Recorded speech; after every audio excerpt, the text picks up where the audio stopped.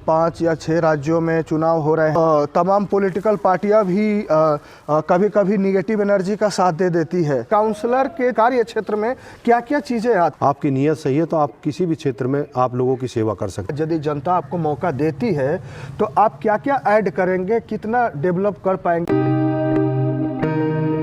सबको जय श्री राम। आयुष असेंबली में आप सभी का हार्दिक स्वागत है। जैसा कि देख रहे हैं कि चुनाव का माहौल चारों तरफ है। यूपी में भी और देश के 5 या 6 राज्यों में चुनाव हो रहे हैं और दिल्ली में भी चुनाव होने वाले हैं। 2-3 मंथ के बाद काउंसलर का चुनाव होने वाला है, एमसीडी का चुनाव होने वाला है। तो आयुष असेंबली ने डिसाइड किया है, हमारी टीम ने डिसाइड किया है कि हम लोग इस चुनाव को भी कवर करेंगे और धीरे धीरे हम लोग डिस्कशन चुनावी करते रहेंगे, क्योंकि हम देखते आए हैं शुरू से ही कि दुनिया में अनादिकाल से 2 एनर्जी काम करती आई है, पॉजिटिव एनर्जी और निगेटिव एनर्जी। जब जब निगेटिव एनर्जी ज़्यादा हो जाती है उसका कारण होता है कि पॉजिटिव एनर्जी के लोग कुछ केयरफुल होना बंद कर देते हैं, सावधान नहीं रहते हैं, थोड़ा आलसी हो जाते हैं। जिन चीज़ों पे सोचना चाहिए, चर्चा करना चाहिए, वो चर्चाएं बंद कर देते हैं और किसी न किसी तरीके से कमज़ोर हो जाते हैं। और निगेटिव एनर्जी मतलब कि आसुरी शक्तियाँ हावी हो जाती है, तो फिर हम लोग कहते हैं हे भगवान बचा लो। लेकिन जब हम लोग शुरू से ही केयरफुल रहेंगे तो अब हमें कलयुग में हम खुद अपनी रक्षा कर सकते हैं। और पॉलिटिकल डिस्कशन होना हर जगह ज़रूरी है, क्योंकि आजकल निगेटिव एनर्जियाँ जैसे कि देख रहे हैं कि हर जगह चोरी, बलात्कार, तमाम तरीके की केसेस हो रहे हैं और तमाम पॉलिटिकल पार्टियाँ भी कभी कभी निगेटिव एनर्जी का साथ दे देती है। तो इसका एक ही कारण है कि जो अच्छे लोग हैं वो राजनीति में नहीं जुड़ रहे हैं और अच्छे लोगों ने चर्चाएं करना बंद कर दी है। तो आयुष असेंबली ने आज से निर्णय लिया है कि हम लोग रोज़ जितना हो सके हम लोग पॉलिटिकल डिस्कशन करेंगे। और आज हमारे साथ मौजूद हैं एमसीडी के भावी प्रत्याशी हैं माननीय और बड़े भाई सुंदर तंवर जी। सुंदर भाई, बहुत बहुत स्वागत है आपका हमारे। नमस्कार जी। और जैसा कि आज बहुत बड़ा दिन है हमारे लिए, नेताजी सुभाष चंद्र बोस का जन्मदिन है, तो जनता को बहुत बहुत आयुष असेंबली की तरफ से शुभकामनाएं। और आप भी मेरी तरफ से भी आज़ाद हिंद फौज के रचयिता नेताजी सुभाष चंद्र बोस को उनकी जयंती पर मेरा मत्था टेक कर श्रद्धांजलि प्रणाम। सबको, देशवासियों को, सभी को मेरी तरफ से शुभकामनाएं। आज़ाद हिंद के फौज के रचयिता आदरणीय नेताजी सुभाष चंद्र बोस की जयंती पर एक चीज़ हम यहाँ स्पष्ट करना चाहेंगे कि हमने सबसे पहले यहाँ से इंटरव्यू क्यों शुरू किया, बड़े भाई सुंदर तंवर जी से इंटरव्यू क्यों शुरू किया, क्योंकि हमारी दिल्ली में जब जर्नी हमारी शुरू हुई थी दिल्ली की, जब सबसे पहले जिनसे मुलाकात हुई थी वो थे हमारे सुंदर भाई तंवर जी। और कभी भी हमें ऐसा नहीं लगा कि हम अकेले हैं। और अपने दिल्ली के सफ़र के बहुत सारे मोड़ पर ऐसा लगा कि हम अकेले हैं, तो हमने इनको कॉल किया या इनसे डायरेक्ट संपर्क किया। और इनकी सबसे बड़ी खासियत रही है कि ये किसी भी काम के लिए आपको मना नहीं करेंगे। चाहे इनके आउट ऑफ कवरेज भी कोई काम होता है तो उसके लिए प्रयास करते हैं, तमाम हेल्प करने की प्रयास करते हैं, लेकिन मना नहीं करते किसी को। तो सुंदर जी, आप इस बार चुनाव मैदान में हैं, तो जनता को क्या कहना चाहेंगे? सबसे पहले तो हम लोग ये जानते हैं कि काउंसलर के क्षेत्र में, कार्य क्षेत्र में क्या क्या चीज़ें आती है। आप काउंसलर रहते हुए क्या क्या चीज़ें कर सकते हैं और क्या क्या नहीं कर सकते? सबसे पहले तो मैं आपको ये कहना चाहूँगा, जो अभी आप कह रहे थे कि कभी किसी काम के लिए सुंदर तंवर जी मना नहीं करते। मैं परमात्मा पे बहुत विश्वास करता हूँ जी जी।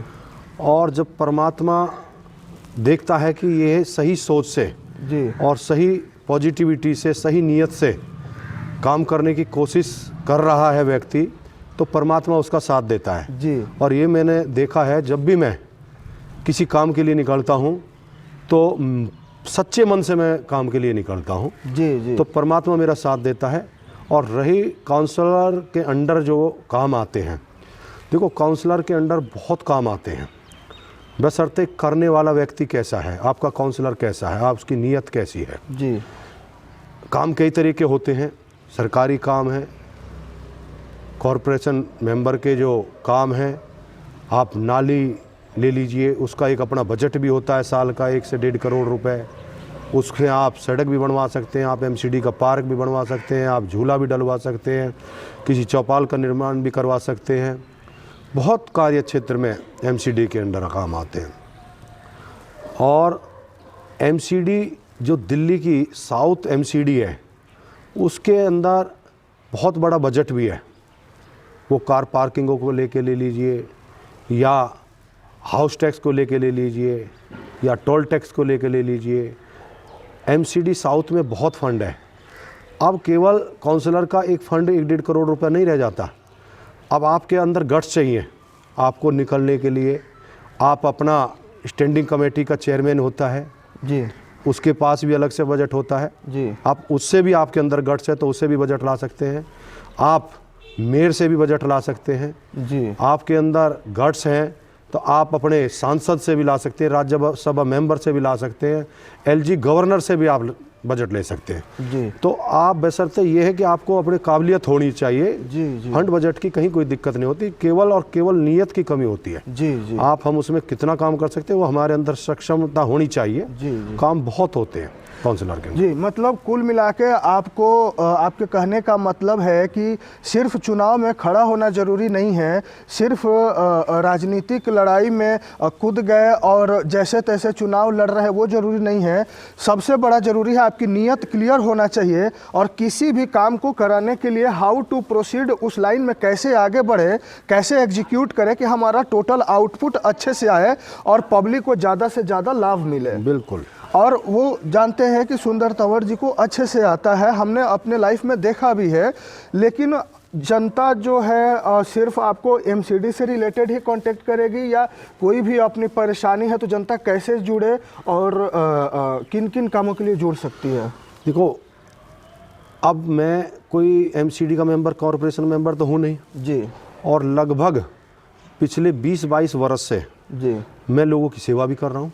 जी, जी, अब केवल मेंबर होके ही सेवा करना तो ये तो बहुत ज़रूरी नहीं है। जी, जी। आप किसी भी कार्य क्षेत्र में आपकी नीयत सही है तो आप किसी भी क्षेत्र में आप लोगों की सेवा कर सकते हैं। जी, जी। और पिछले लगभग मैं कॉरपोरेशन का चुनाव पीछे लड़ा 2017 में एमसीडी का। जी, जी, मेरी वाइफ लड़ी किरण तंवर। जी, जी, हम चुनाव लूज करके हार गए, लेकिन पिछले 5 वर्ष में जिस दिन से चुनाव हम हारे हैं, जी, जी, हम एक दिन भी घर पे नहीं बैठे। जी, जी, हम लोगों की किसी न किसी रूप में सेवा करते हैं। जी, जी, हमारा देहात का क्षेत्र है, लोकल गाँवों के अंदर कई बार कई परेशानियां आ जाती हैं, जी, जी, थाने से संबंधित आ जाती है, जी, जी, या किसी सरकारी डिपार्टमेंट से संबंधित आ जाती है। जी, जी, तो हम तो हर उसमें जब भी किसी ने कोई आवाज़ मारी है, चाहे कहीं रात को 12 बज रहे हैं या 11 बज रहे हैं, कोई हमारा युवा साथी हो, कोई बुजुर्ग हो, माताएं बहनें हो, जी, जी, किसी भी रूप में वो कहीं भी परेशान है तो हम उनके लिए हमेशा खड़े रहते हैं। अभी पीछे कोरोना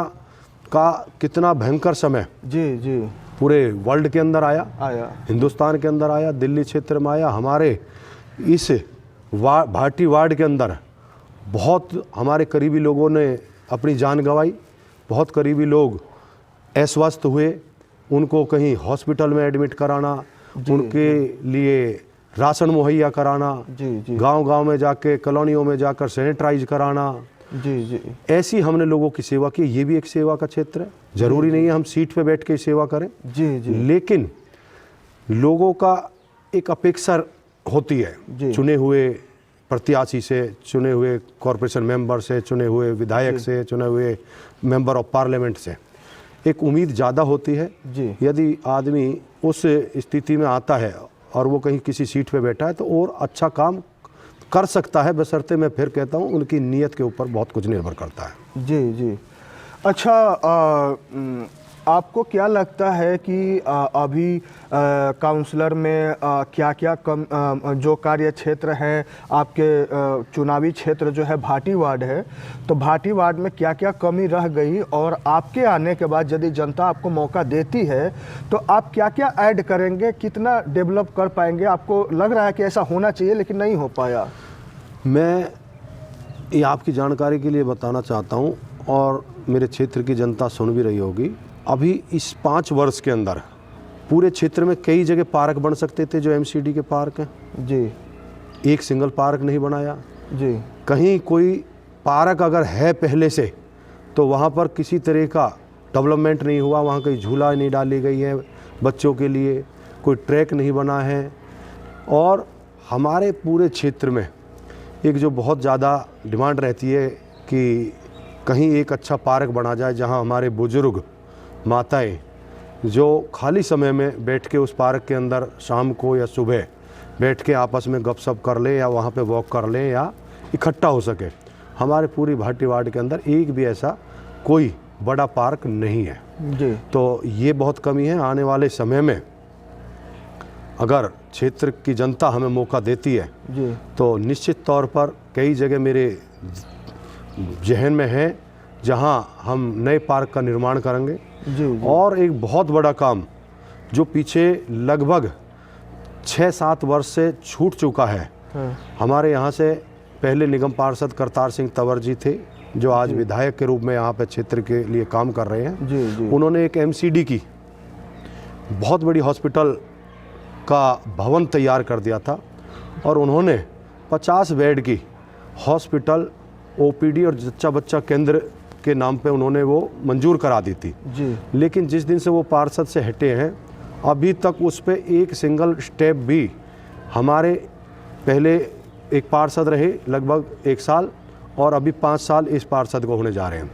एक सिंगल स्टेप भी उन्होंने आगे नहीं बढ़ाया। जी, तो मेरा सबसे पहला कार्य ये होगा अगर मैं ये क्षेत्र की जनता मुझे चुनकर इस क्षेत्र की जनता की सेवा का मौका देगी तो सबसे पहले मैं वायदा करता हूँ कि उसमें 50 बेड की हॉस्पिटल को सबसे पहले मैं तैयार करूँगा एक ओपीडी के तौर पर और दूसरी जच्चा बच्चा जो हमारा केंद्र है उसमें 10 से 15 बेड थे और 35 बेड हमारे इमरजेंसी के लिए करतार जी ने तैयार कराए थे। सबसे पहला काम मेरा वो होगा। और बहुत काम है हमारे, बहुत प्लानिंग है जी, बहुत प्लानिंग है। आज हमारे गवर्नमेंट आज एक रोड बना रही है, कल वहाँ पर किसी भी तरह की कोई लाइन डली है, जल बोर्ड की डली है या टेलीफोन की डली है या सीएनजी उसकी डली है, गैस की डली है, तो वो खुदाई हो जाती है। जी, अब क्या करते हैं कि लोग इंतज़ार करते हैं कि रोड दोबारा बने, जी, वो हमारी वेस्ट मनी है, सरकार का पैसा वेस्टेज जाता है। वो निगम पार्षद कर सकता है अगर चाहे तो उसको मरम्मत में वो जी, मरम्मत के लिए अलग से फंड होता है, मरम्मत में उसको सही करा सकता है उस रोड को जी, और वो रोड को अच्छा बेटर वो और चल सकता है 5-7-10 साल। जी, जी, लेकिन नहीं, इसमें सब फेल रहे हैं। ये हमारी ऐसी बहुत प्लानिंग है जो आने वाले समय में हम क्षेत्र की जनता को करके दिखाएंगे। जी, सबसे बड़ी बात होती है क्षेत्र की जनता के लिए सफाई और जल पानी की जो प्रॉब्लम होती है जनता को। तो सफाई में देखते हैं जैसे स्वच्छ भारत अभियान चल रहा है लेकिन उसमें कुछ आप ऐड ऑन, क्योंकि वो तो एमसीडी के अंदर ही आता है ना सफाई का बिल्कुल एमसीडी के अंदर आता है। एमसीडी सफाई के मामले में बिल्कुल फेल रही है पिछले 5 वर्ष में। जी, आप क्षेत्र में कहीं निकाल जाइए, कर्मचारी समय पे काम नहीं करते। क्यों नहीं करते? इसमें निगम पार्षद की नाकामी रही है कहीं ना कहीं। और दूसरा, आपने जो जल बोर्ड के पानी की व्यवस्था की बात की, वो इनके कार्य क्षेत्र में नहीं आता, वो दिल्ली सरकार का कार्य क्षेत्र है। जी, लेकिन सफाई का कार्य क्षेत्र बिल्कुल नगर निगम के अंडर आता है और बिल्कुल पूरे तरीक़ा से 5 वर्ष में पूरे तरीके से फेल रहा है। जो आने वाले टाइम में कर्मचारियों से अच्छे से बात कर और यदि कर्मचारियों की कमी है क्षेत्र के अंदर तो अपने साउथ जोन के चेयरमैन से, स्टैंडिंग कमेटी चेयरमैन से, आप मेयर से कहकर कि हमारा क्षेत्र काफ़ी क्षेत्रफल में बड़ा है और यहाँ पे हमें कर्मचारियों की ज़रूरत है, तो निश्चित तौर पर वो कर्मचारियों को बढ़ाने का हम काम करेंगे। जी, जैसा कि दोस्तों जैसा कि हम लोग जानते हैं कि दुनिया तमाम तरीके के हथियार डेवलप करने में लगी हुई है। पहले बम बारूद डेवलप करने में लगे हुए थे, लेकिन फिर रोबोटिक्स का कंपटीशन ज़्यादा हो गया, मेरे पास इतने रोबोट तो मेरे पास इतने रोबोट। लेकिन अब चाइना ने थोड़ा आगे निकलकर और बायोलॉजिकल वार, जो कि एक बहुत ही चाइना निगेटिव एनर्जी बन चुका है, उसको नहीं रोका गया तो पूरी दुनिया को समाप्त कर देगा अपनी महत्वाकांक्षा को पूरा करने के लिए।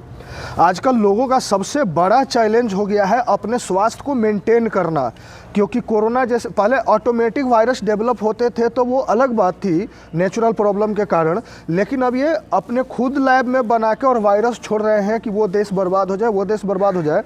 तो जैसा कि हम जानते हैं कि सफाई की जिम्मेदारी सबसे ज़्यादा काउंसलर के ऊपर रहती है, एमसीडी के ऊपर रहती है। तो आप अपने क्षेत्र को इस लड़ाई में लड़ने के लिए कंधे से कंधा मिलाकर कि किसी भी तरीके की कम से कम मेडिकल प्रॉब्लम आए उनको पूरे क्षेत्र में साफ़ सफाई रहे, जनता आश्वस्त रहे कि आपके आने के बाद पूरी प्रॉपर साफ़ सफाई, कहीं भी कचरा देखने को नहीं मिलेगा। बिल्कुल नहीं मिलेगा। और सफाई से रिलेटेड जो आपने बताया, स्वास्थ्य का बहुत कुछ आपस में तालमेल है जी। आप मलेरिया की अगर बीमारी करेंगे देखेंगे तो वो भी कहीं ना कहीं गंदगी से फैलती है। आज डेंगू आप देखेंगे तो कहीं पानी इकट्ठा हो रहा है तो डेंगू उसी से होगा। जी। और बिल्कुल ये आपकी बात बिल्कुल सही है कि ये वायरस आजकल बना कर जो दूसरे देश चाइना जी ने ये क्या है विस्तार इसका, आज पूरे वर्ल्ड में किस तरीके से महामारी फैली है। लेकिन हमको अपने आप को भी डेवलप करना होगा, हमें अपने आप में भी मजबूती लानी होगी, अपने आप में हमें मेडिकल में बहुत आगे बढ़ना पड़ेगा जी। ताकि ऐसे वायरस हमारे ऊपर कोई काम ना करें। ये हमारी साइंस लगातार कर रही है, बहुत अच्छा मेडिकल में भारत देश हमारा पीछे नहीं है, बहुत आगे पहुंच चुका है। और आप देख भी सकते हैं इतनी बड़ी आबादी होने के बावजूद भी हिंदुस्तान ने सबसे पहले कोरोना पर कंट्रोल काबू पाया। और आज पूरे देश के अंदर जो वैक्सीन लगाई गई है उसमें बिल्कुल सराहनीय काम किया है भारत सरकार ने, इसमें कोई नो डाउट, बिल्कुल कोई शक नहीं है। बहुत अच्छा काम अपने लेवल पर वो कर रहे हैं। और हम आगे जब भी हम यहाँ पे एमसीडी का चुनाव में हम जीत के आते हैं तो निश्चित तौर पर अपने वार्ड को बिल्कुल साफ स्वस्थ और स्वच्छ रखेंगे, ये आपसे वायदा। एक चीज़ और जोड़ना चाहेंगे, मुझे नहीं पता कि आपके कार्य क्षेत्र में आता है कि नहीं, एजुकेशन को लेकर जैसे आप कुछ जोड़ पाए इसमें कि अभी बहुत ज़्यादा प्रॉब्लम चल रहा है, कोरोना को लेकर भी स्कूल बहुत ज़्यादा बंद चल रहे हैं, लेकिन हमारे पास एक स्कूल है उसमें भी काफ़ी ज़्यादा भीड़ भाड़ होती है, तो उसमें कुछ सुधार आप कुछ ऐड कर पाए? बिल्कुल ऐड करेंगे। मैं आपको बता दूं, जो आपने बताया एजुकेशन बिल्कुल दो जगह बटी हुई है। एक आते कॉरपोरेशन एमसीडी के जो स्कूल है हमारे 5वीं क्लास तक के, और 6 क्लास से और 12 तक हमारे जो है दिल्ली सरकार के अंडर है। तो अगर हमारी एमसीडी में सरकार आती है, जैसा पहले भी कहा गया था दिल्ली के मुख्यमंत्री आदरणीय केजरीवाल जी ने और माननीय शिक्षा मंत्री मनीष सिसोदिया जी ने, कि जो बच्चों की हमारी नींव है, जो फाउंडेशन है, वो स्टार्टिंग में एमसीडी स्कूल से अभी होती है। लेकिन एमसीडी में अभी जो स्कूल है या उसमें स्टाफ है या टीचर स्टाफ है, बहुत अच्छे से बच्चों को उनकी जो मानसिकता उसको मजबूत नहीं कर पा रहे। तो हमारा ये सबसे पहला लक्ष्य होगा कि एमसीडी के जो स्कूल हैं उनको टेक ओवर कर हम फर्स्ट क्लास से ही, नर्सरी से ही इंग्लिश मीडियम स्कूल बनाकर और एक ही चेन में जोड़कर 12 तक उस स्कूल को करेंगे, ताकि बच्चों की जो नींव है, यदि वो नींव मजबूत हो जाती है तो बच्चों की जो फाउंडेशन है वो मजबूत हो जाएगी, तो आगे बच्चा अच्छा डेवलप करके और अच्छी शिक्षा ग्रहण करेगा। ये हमारा आगे का लक्ष्य, ये भी हमारी सरकार ने प्लानिंग में एक हिस्सा है। जी, अंत में अपने जनता को ये बता दें कि यदि कोई आपसे कोई काम के लिए मदद चाहता है या कभी भी ऐसा ज़रूरत पड़ जाए कि आपकी हेल्प चाहिए उनको, तो आपसे कैसे जुड़ सकते हैं? मैं आपको ये बताना चाहता हूँ, पूरे क्षेत्र की जनता को हाथ जोड़ के ये भी मैं संदेश देना चाहता हूँ कि मेरे यहाँ पर मैं ना कोई विधायक हूँ ना मैं कोई पार्षद हूँ। लोग फिर भी सुबह मॉर्निंग में मैं 7 बजे नहा धो करके मैं अपने इस ऑफिस में आ जाता हूँ और यहाँ लोगों का तांता काम के लिए लगा रहता है। 10-11 बजे मैं यहाँ तक लोगों की सभी की समस्याएं सुनता हूँ और उन पर फिर उसके बाद 11 बजे के बाद उन पर मैं कार्य करता हूँ। और अभी भी मैं यहाँ पर बैठता हूँ, सभी से मेरा निवेदन है, किसी भाई बहन का, किसी माता का कैसा भी कोई काम हो, पेंशन से संबंधित हो, शिक्षा से, एडमिशन से, राशन कार्ड हो, पहचान पत्र, आधार कार्ड, या क्षेत्र में किसी भी डेवलपमेंट का कोई भी काम हो, तो मेरा कार्यालय एक फतेहपुर में यहाँ मेरे घर के सामने है, दूसरा फतेहपुर मेरा मेन रोड पे, वहाँ पे भी मेरा एक कार्यालय है।